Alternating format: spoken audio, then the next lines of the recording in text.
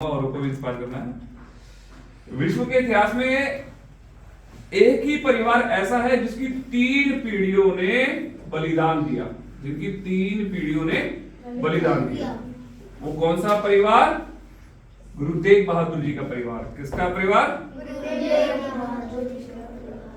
जब हिंदुओं का धर्मांतरण भारी संख्या में हो रहा था, हिंदुओं को जबरन मुस्लिम बनाया जा रहा था, तो सारे के सारे कश्मीर के जितने भी पंडित थे वो गुरु तेग बहादुर जी के पास गए कि हमें तो ऐसे ऐसे बोला है कि आप इस्लाम ग्रहण कर लो, अन्यथा आपको मार दिया जाएगा। तो गुरु तेग बहादुर जी ने कहा उनको कि जाओ, जो ये अत्याचारी ऐसी बातें कर रहा है ना, उससे जाके कह दो यदि तुम हमारे गुरु का धर्म परिवर्तन कर सकते हो तो हम सब धर्म परिवर्तन कर लेंगे।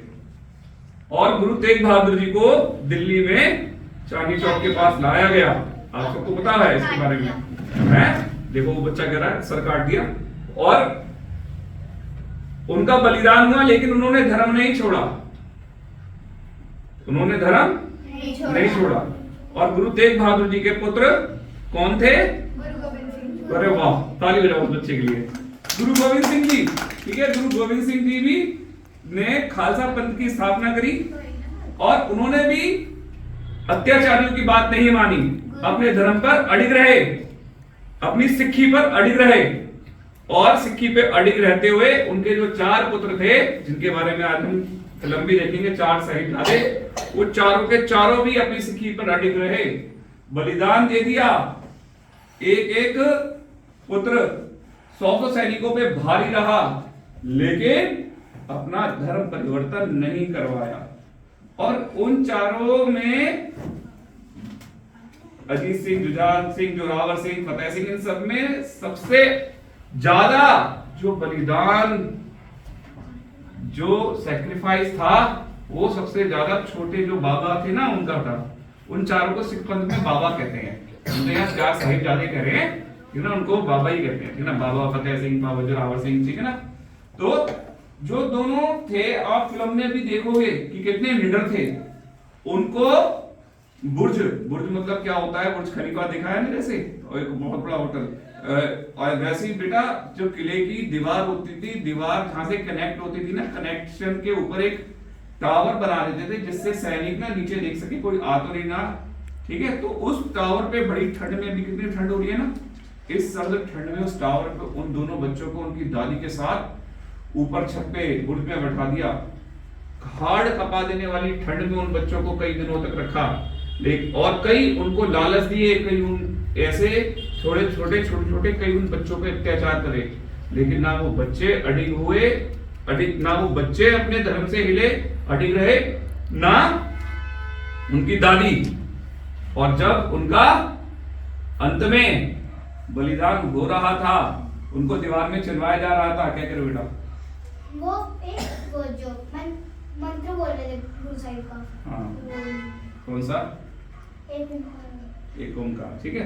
तो जब उनको दीवार में चिनवाया जा रहा था, उनसे बोला कि आप धर्म अपना लो, अपना धर्म छोड़ दो, सिक्खी छोड़ दो, या फिर आप दोनों मारे जाओगे। तो उन्होंने कहा कि हमें मरना तैयार है, लेकिन हम अपना धर्म नहीं छोड़ेंगे। और बच्चों, जब वो दीवार में चिनवाए जा रहे थे ना, दीवार में चिनवाए जा रहे, तो दोनों के दोनों खड़े हुए थे। दीवार में चिनवाना मतलब दीवार पे खड़ा कर दिया और चारों तरफ उनको ईंटों से उनको जिंदा दीवार में बंद कर रहे थे, सीमेंटेड पूरा करके कि इनका दम घुट के मर जाए, ठीक है। तो जब वो ईंटें लग रही थी, ईंटें लगते क्या हुआ? जो बड़े वाला भाई था ना, वो रोने लग गया, ठीक है। और ये देख के छोटे वाला भाई कह रहा, क्या हुआ भाई, आप रो क्यों रहे हो?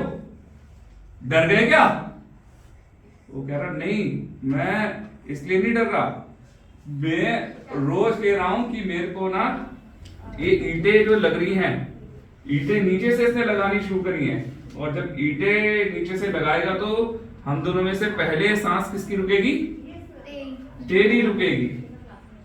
जब तू दुनिया में मेरे बाद में आया, मेरे से छोटा है तो दुनिया में मेरे बाद में आया है, लेकिन गुरु की सेवा में मेरे से पहले जा रहा है, धर्म की सेवा में मेरे से पहले जा रहा है। मैं डरा नहीं हूं, ईंटें लगेंगी तो सबसे पहले तेरा दम घुटेगा, उसके बाद ईंटें और बढ़ेगी, फिर मेरा दम घुटेगा। मेरे को इस बात का अफसोस है कि दुनिया में मैं तेरे बाद में, तू मेरे बाद में आया है, लेकिन सिक्खी ना छोड़ने का जो बलिदान है वो तू मेरे से पहले दे रहा है। तो बच्चों ऐसे ही जो ये बालक दोनों अपने, इतना अभी फिल्म देखोगे, बहुत हार्ड ट्रेनिंग फिल्म है, दिल हिला देने वाली फिल्म है, ध्यान से देखना, कहीं भी अपनी कंसंट्रेशन को खराब मत करना।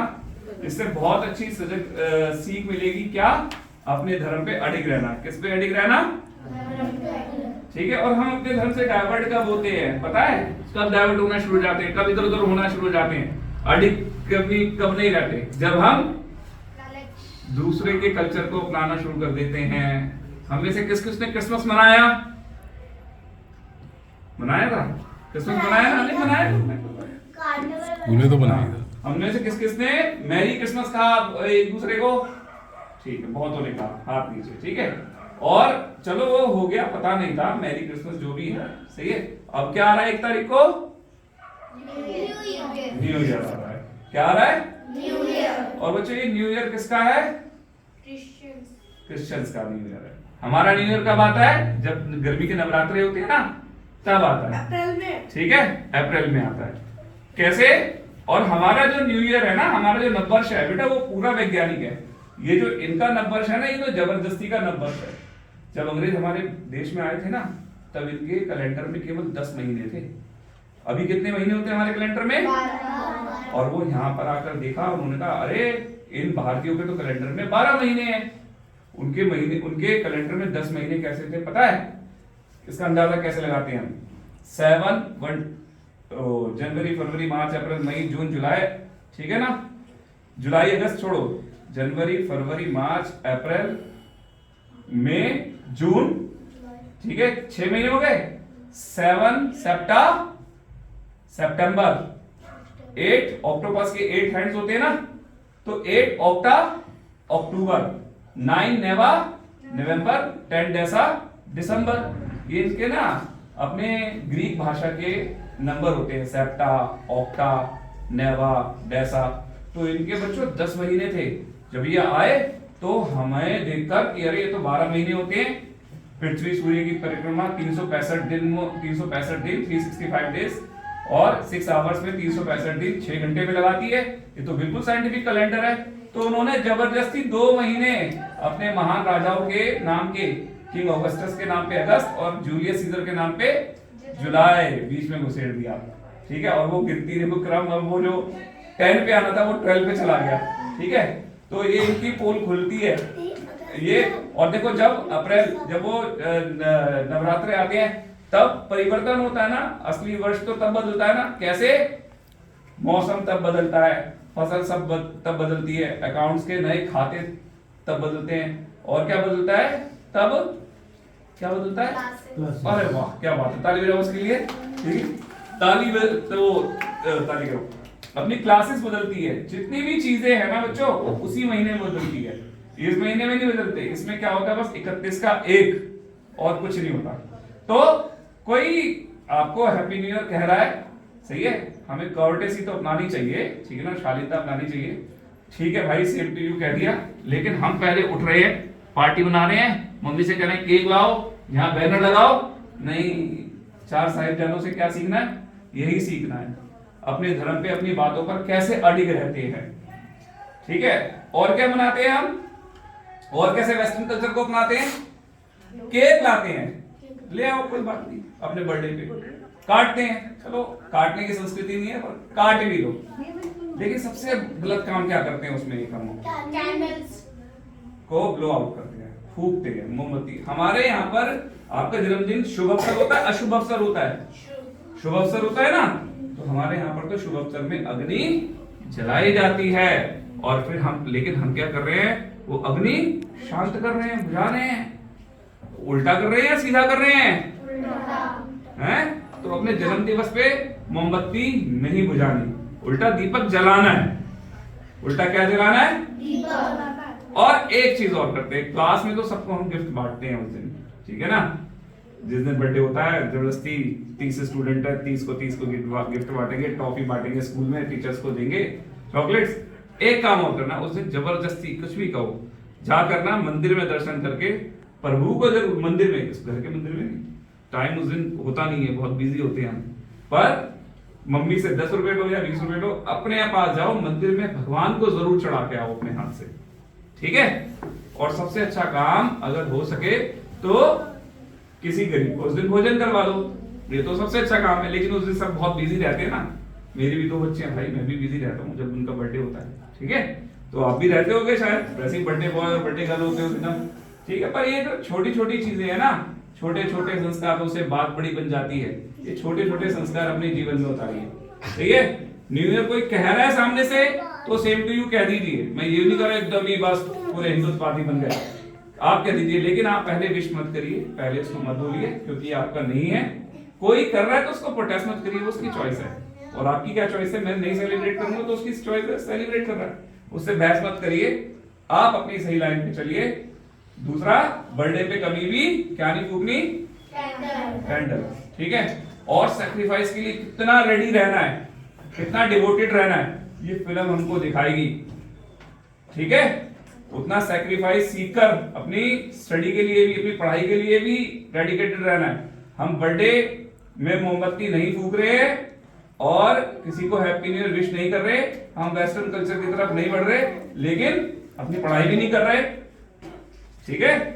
आते ही बैग उधर फेंक रहे हैं, स्कूल से सॉक्स उधर फेंक दी, जूते उधर फेंक दिए, टाई बेल्ट पता नहीं कहाँ है, सुबह ढूंढते हुए घर में शोर मच रहा है, कहाँ गया।